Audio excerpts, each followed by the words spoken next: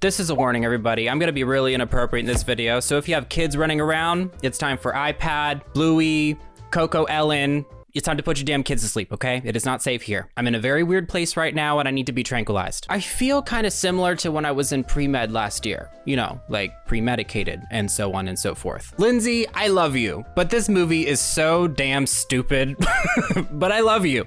And I will always support all of your trials and tribulations. Irish Wish came out around early last year, okay? And it's one of several Lindsay Lohan Netflix movies that, in my opinion, are not very good.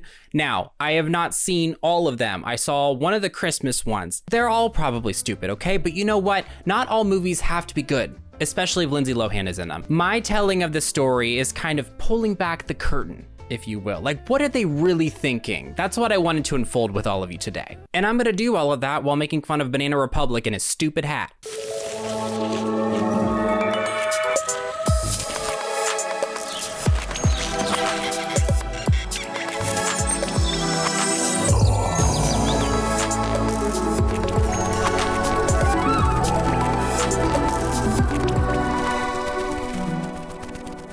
This video is sponsored by Aura. Okay, I know you want to skip this section. Please don't. I used this product recently and I don't know what the hell kind of magic that they did. Okay, but their data sweeping feature that they have was in fact sweeping the internet for my phone number that I've had since 2008. The week before I signed up for Aura, I had hooligans calling me from stupid land every 5 minutes. And half the time I'd answer and they immediately hang up. I rarely had anybody even to yell at. Let me show y'all something, okay? Look at the dates on the screenshot and all these scam callers. It was just one call after another. I signed up for Aura officially on the 10th, as you can see from this email that I received. After a few days, I want you to look at the difference. After the 13th, the frequency of scam calls dropped to every 3 or so days, okay? And the calls are probably from people who already had my number from before I signed up. As of today, the last scam call I got was on March 4th, and the one before that was on February 20th. That's almost a 2-week difference. If anything, just try it to rid yourself from these callers. You can go to aura.com/sassygrilledcheese and get 14 days free. I think it's even worse when you're job hunting and you answer the phone and you're like, is this an interview? And it's like, no, it's Josh asking me if I need insurance. You're the one who's about to need insurance, Josh. Here's the Wikipedia synopsis for Irish Wish. The plot follows a book editor named Maddie Kelly, who is Lindsay Lohan, and her dream man is days away from marrying her best friend in Ireland when a spontaneous wish made on an ancient stone magically alters her fate and turns her into the bride. Let me be real with y'all, this movie is about homewreckers, okay? The main characters in this movie are all on my radar, and I have a lot to bitch about. Maddie works for Timu Michael Bublé, Tublé for short. His real name is Paul. I will be changing his name as I see fit. He is a big-time author and she is his book editor. She edits his books, I don't know. And Miss Maddie wants this man, okay? Everybody needs to take cover because we have a flash flood warning. This movie occasionally tries to convince me that Maddie has really bad luck, and I guess that's supposed to tie into the whole Irish theme. I don't know, this felt really irrelevant to me, so I'm not gonna talk much about it. Paul and Maddie have a pretty close working relationship, okay? She's been working for him for a little over a year, and he tells her that he has something important that he wants to talk to her about. Maddie's mom calls her from work, and the conversation that they have makes no sense to me. She's talking about ordering toilet paper online because her students keep stealing it. I'm trying to order toilet paper online. I'm sorry, Mom. Could you please not call me while I'm at the damn book Grammys? I don't know where the hell they are, but it looks like it's maybe the book Grammys, if that's a thing. Then her mom asks her if she told Paul about her real feelings. I was calling to see if you've had that talk with Paul. Not yet. You know, because Maddie has a crush on him. This movie does that over-explaining thing to bring everybody up to speed about, you know, the context of everything. Lindsay's like, oh, you better not have told anyone about my crush because not even my girlfriends know. I hope you haven't told anyone about my feelings for him. Heather and Emma don't even know. Bullshit. They always know. But she also swears up and down that Paul is on the same plane of existence as her and is apparently picking up her signals that she's been sending. And tonight's the night he's gonna make a move on her. Sure, okay. That's how it always works out. Maddie, you are a 37-year-old woman. You do not have time for these games. We meet Maddie's friends, Heather and Emma. Heather's very plain, but I need you to keep an eye on Emma because Emma is the deluding hoe to look out for. She's rusty and poisonous. She's pointing at Paul in the book, talking about how cute he is, how Maddie's been working there for over a year, and she tries to, probe for hints that she might want to engulf him in her furnace. Does he have a sexy accent? I haven't noticed. Is he single? We're gonna put a cute little pin on that, a pin with receipts. Maddie sits down with Paul at the bar, and the room is very romantic. The lighting is sexy. He's drinking one of his old fashions. He takes her hand, and he says that he wants to take their relationship to the next level. I feel like it's time we take our relationship to the next level. I'm getting horny. At this point, it's not a flash flood warning, it's a Category 5 hurricane. This entire bar is about to be underwater and FEMA is on its way. But oh no, surprise, surprise. Surprise, surprise. Paul's bitch ass says, can you maybe work on my next book with me? Will you work with me on my next book? Sorry, what? What? Because I'm about to burn all your shit. Work on your next book? She looks so dumbfounded. Are you kidding me? And I am not saying that Walmart Michael Bublé is obligated to sleep with her or pursue any kind of relationship. You know my stance on the friend zone, okay? I think that it's stupid. But the comment he makes is what gets me, where he said, take this relationship to the next level. That's not a hint. He's playing mind games with this enormous fucking ice cubes to manipulate her into doing extra work. That's my take.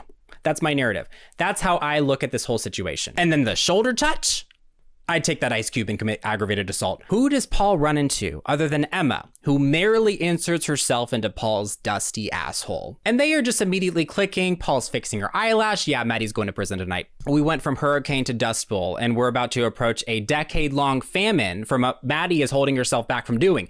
She is Maddie as hell. Hey, to break this up, then. You have a lot of people waiting. Okay. And Emma is giving him googly eyes during this audible session, or I don't know what it's called when they read the damn book out loud. Lindsay's looking over at Emma. She's like, what the fuck are you teary-eyed for? Okay, do you want me to rip off your eyelashes and feed them to your misaligned polka dots? He's having dinner with her and the girls, and Lindsay tells him that they've been friends since school, okay? Do you follow? Since grade school. I don't know about y'all, but if I was in my late 30s with my very unnoticeable and expensive facelift and I was still talking to girlfriends I still had in school, I would know right away if she was into a man. Because at a certain stage of friendship, the pastrami, both literally and, metaphorically for some genders, has its own equilibrium and gravitational pull that only long-term girlfriends can detect, okay? Girlfriends meaning ride or dies. Girlfriends meeting your bitches. You want to fuck him. I respect that. I am not a promiscuous reptile, okay? So I leave it up to you and God. I think that Emma already knew. I think that she pretended to not know because she is not a friend. She is a foreboding shroud. She is a spectral presence, if you will. She is not from this planet. She is a fire ant. She's gonna bite you unwarranted. And this fraudulent woman is like, oh, I used to read all the time. Maddie's like, the fuck you did? I was always a big reader. What? The fuck you did? That was me. That was me. She's lying. Emma is a two-faced rat. You either read or you didn't. I don't read. I didn't read 1984. I didn't read Moby Dick. I only experienced the live action. I'm just gonna rip the Band-Aid off. Emma got her book signed by Harry Connick Jr. with his phone number. Maddie knows what's coming, okay? Because they aggressively jump 4 months into this timeline, and Emma and Paul are getting married in fucking Ireland. Okay, whatever. I gotta say though, I'm kind of glad that we skipped ahead of time because I hate both of them with their matchy banana flavored Skittles getup that they have going on. He let Tommy Bahama touch his booty hole for that hat. Tommy Bahama. Maddie is fiddling around trying to get her bag, but she gets in a little dispute with this gentleman who we're going to see later because he thinks that the luggage that she took is his. Like, I don't know why Maddie is making this so complicated, but they're tugging at this luggage back and forth when any regular person would have just looked at the tag. Maddie, I'm gonna need you to siphon all the jet fuel that you have stuck inside your skull, put it in an aircraft, and then leave the country because seriously, why? We also get another scene where Paul's talking to Maddie where she's looking for a bag. I don't remember what he said, it doesn't matter. But I have to ask, what does she see in this man? Because he looks like a Bonobos mannequin. My pastrami right now is a Popeye's biscuit. It's dry and disappointing. So Maddie gets on the bus to go to Paul's family's mansion because that's where him and Slytherin are getting married. Who does she run into other than Mr. Collections himself? Now, that might be a little confusing. I'm calling him Mr. Collections because this man does not seem to have a stable job or a place to live. He travels and is a nature photographer. Nature photographer. Well, at least I'm trying to be. It's a little bit tricky. Trying to be.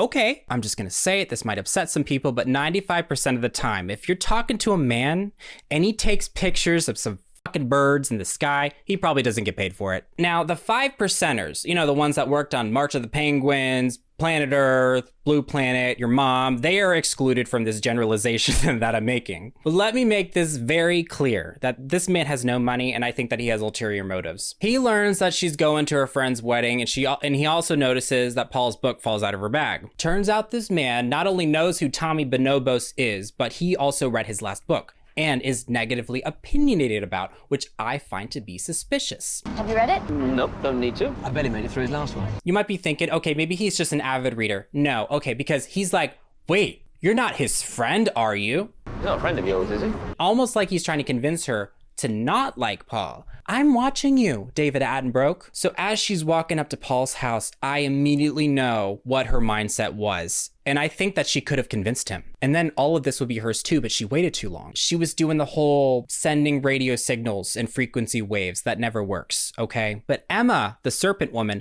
was 2 steps ahead. I think she's been planning the strike for a lot longer than Maddie knew. I think she knew as soon as she got the job, she's like, I'm gonna get this. And their relationship just moves too fast for me. And for that reason, I think that Emma committed an act of treason. Just look at this lemon. And I'm pretty sure Paul's mom is Nancy Pelosi. So Paul decides that it would be nice to have a little picnic with some tiny little boats. Maddie takes a look at the situation. She's like, nope, not my vibe. She walks around because she's not gonna have that right now. She's just not in a state mentally to deal with any of that. I'm just gonna go for a walk. Are you sure? Yeah. Especially being the third wheel on a boat.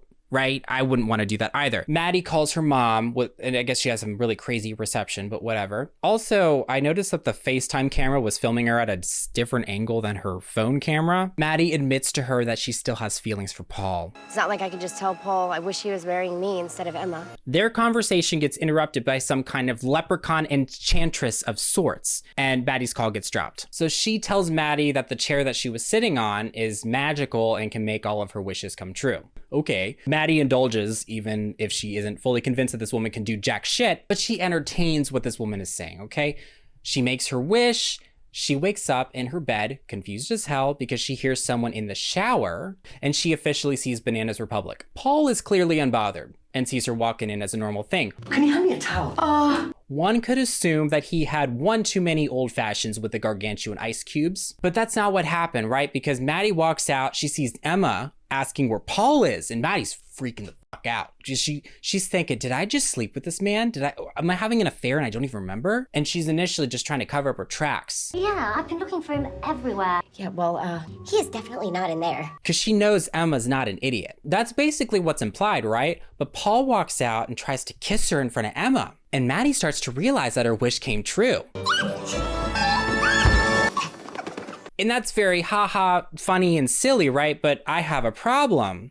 Because remember, in this new universe, Maddie is the one that's getting married to Paul instead of Emma. Yet Emma has supposedly been looking everywhere for Paul to get a run-in. Thought I'd get a run-in before breakfast. Have you seen Paul? A run. You've been looking everywhere for your best friend's fiance to get a run-in.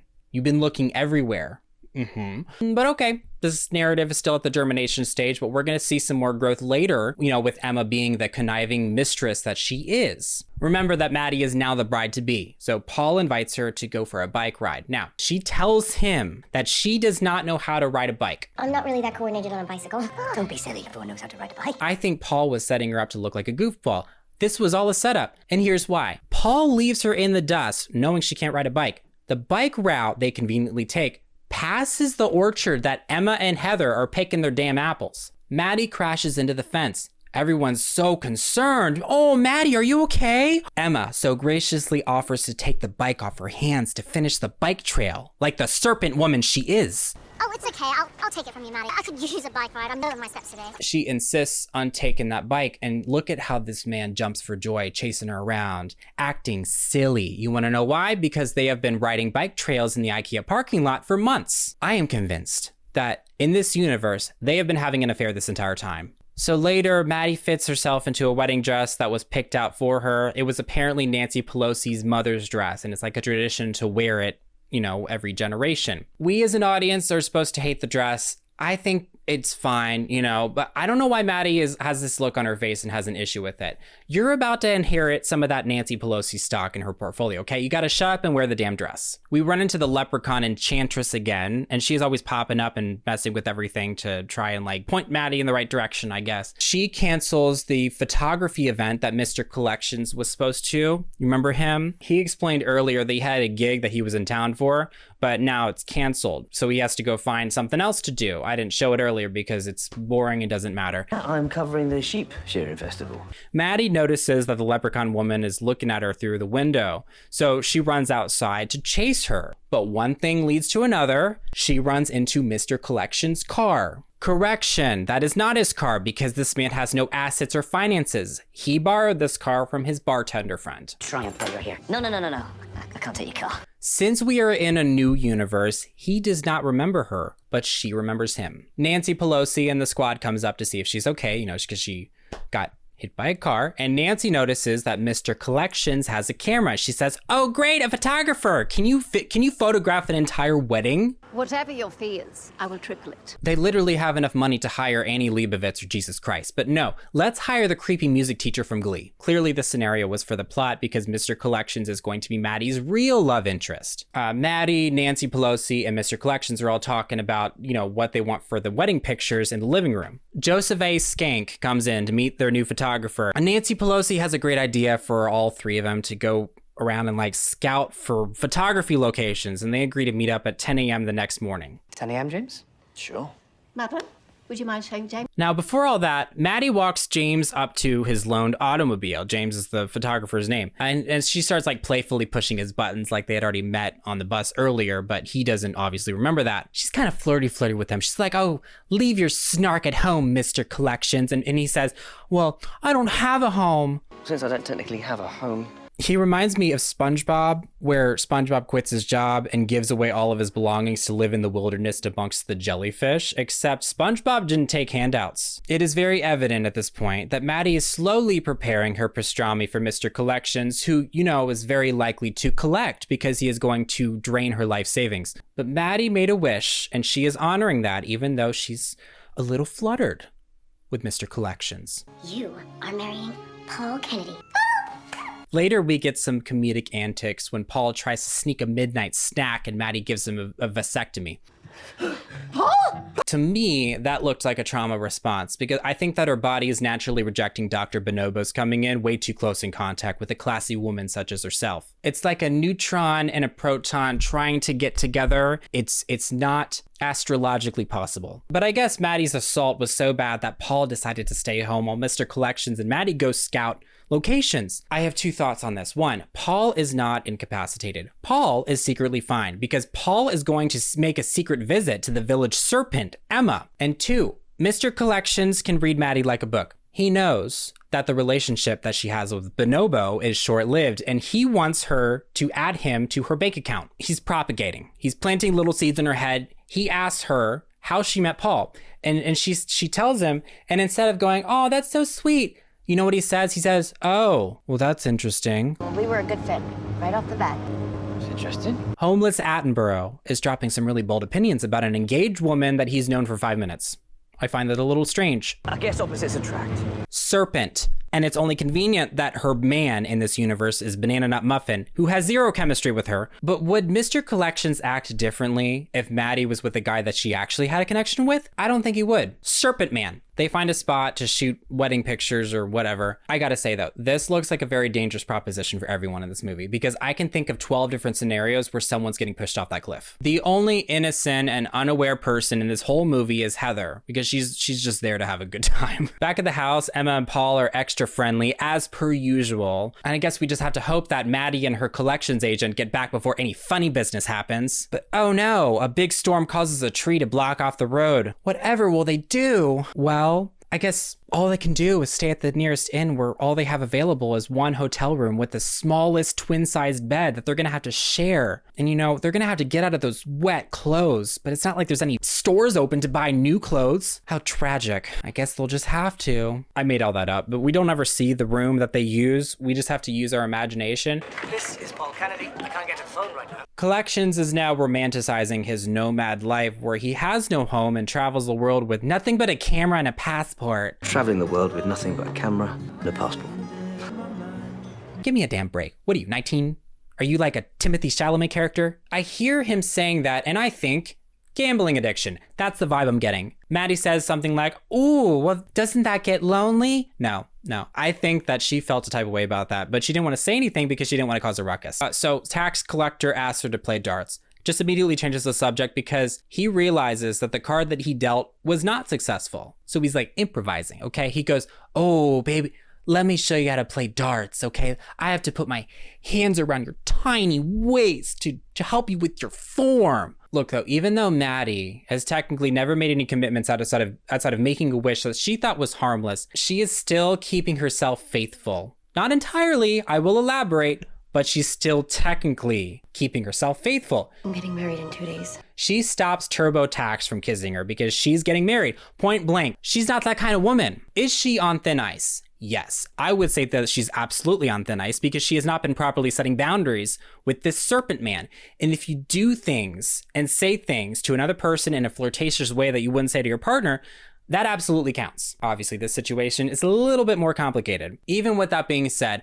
I am also convinced that TJ Maxx and his charlatan are having intimate relations on a regular basis. Maddie is also late to the wedding rehearsal. She gets all dirty because there's some kind of hoopla trying to set the vehicle and she gets dirt on her and she walks into the wedding rehearsal and guess who she sees being compassionate and accommodating? Why not Heather? Why not Heather? Why not Nancy? She's after Nancy's Google stocks. That's exactly what's happening and no one can convince me otherwise. When Maddie walks in, everyone is super weird and judgy. Almost like they are so disappointed that she showed up. What happened to you? Well, afraid I'm to blame. And they are about to rehearse the kiss the bride part. Maddie sees a Mother Teresa type of figure in the stained glass move. She thinks that she's hallucinating. She freaks out and kind of faints. Maddie wakes up. She's like, James? James? What? So during the rehearsal dinner, everyone starts asking Joseph A. Skank and Maddie about, you know, like how they met and different questions about the relationship. We learn a few things. 1, Dr. Bonobo did not propose to Maddie. Maddie did. Then you got down on your knee and you proposed to me. I proposed? Okay, glass ceilings were shattered, that's fine, but it's suspicious for me given the alleged side relationship that he has with the serpent woman. And for legal reasons, that is something that I am alleging. Okay, 2, Dr. Bonobo doesn't know all that much about Maddie because they ask him things like, okay, what's her favorite author and what song did they first dance to together, but they've never danced before. And he says that she doesn't like to dance, which is not accurate because she was dancing with Mr. Collections at the inn. And he clearly doesn't know her all that well. Not like Mr. Collections does, right? I think the writing is on the wall at this point and everyone knows it. They have a little party afterwards. Maddie is clearly uncomfortable and in distress. She gets pulled aside by the Hamburglar and he expresses a lot of feelings to his photography client. You seemed a little confused in there, like you and Paul didn't really know each other that well. Anybody can make a mistake. I hope you're not making one too. Because her and Paul clearly don't know each other that well or are very compatible, but none of that is his concern because she is literally getting married. And he is so surprised that Maddie isn't risking it all for this man that she just met. Even given the circumstances, Maddie doubles down. She says, Tomorrow I'm marrying Paul Kennedy. your broke ass can't walk in here, talk to me for 2 days, and then expect me to pledge my allegiance to you. That's not how any of this works. He even decided to criticize the fact that she proposed to Paul and says, well, if you were my girlfriend, I wouldn't have waited. Sorry, pal, that's not for you to say right now. Maddie makes one comment, Great. Right on time to keep running from your own life. which isn't that big of a deal to say. And then she's painted like the one who screwed up in the conversation. Sorry, what? We're just gonna give this man a pass for everything else he said? Whatever. I was annoyed watching this unfold because why is this man not being held accountable for trying to dismantle the bride-to-be's marriage after knowing her a few days? And Maddie's trying real hard. She's holding back the caged animal that could be released to just engulf this man. But also, 2 things can be true at once. And Maddie walking into the party, seeing her man dancing all promiscuous and stuff with the serpent woman just made her think, damn, I should have just had a bite. This man is at a Golden Corral going back for seconds. He's being gluttonous. Maddie's had it. She's like, I'm going to bed. Paul says maybe Emma can give you a few pointers for dancing, and then also says that he emailed pre-written vows for her to read. I emailed them to you. You wrote my wedding vows? This is the moment that I would turn into a Quentin Tarantino character because of that comment alone. Paul says he's gonna stay up and then go sleep in the guest room to avoid bad luck. Yeah, okay, Paul, you lying, deceiving reptile. Maddie sees them in the royal courtyard. The guest room? Okay, bad luck? Okay, I see. You should have screwed him, Maddie. I'm sorry, sue me. James, aka Mr. Collections, aka TurboTax, aka Serpent Man, says that he read Paul's book that she edited. We learn that Maddie basically wrote the whole thing and put Paul's name on it. That's fucked up. Bonobo sees Maddie talking to James, and of course he's making assumptions because he's a guilty man and he's fraudulent, even though Mr. Collections is just really pushing on Maddie to risk it all for him. She's like, no, I'm still marrying Paul. Marrying Paul is my wish come true. Even with everything. And anytime I see Lindsay Lohan cry, I want to fight someone because I need to wrong those who have wronged Lindsay. She is the hill that I will die on. The sister that I would have wanted. She is the mother I never had. I don't know a better person. Anyways, it's time for the wedding that definitely costs at least $5 million. Emma, while her best friend is in a wedding dress, admits to having feelings for Paul and insinuated that they have been in a side thing for a long time. But from the moment I met Paul, it just felt like we were supposed to be together. I'm not throwing the bouquet, I'm throwing you out the window. But I guess it's more complicated than that because of the whole wish thing. Look, I know that my narrative isn't all that clear. It's very flawed, but all I know is I strongly dislike both Emma and Paul. During the ceremony, Maddie shows up in regular clothes. Hey,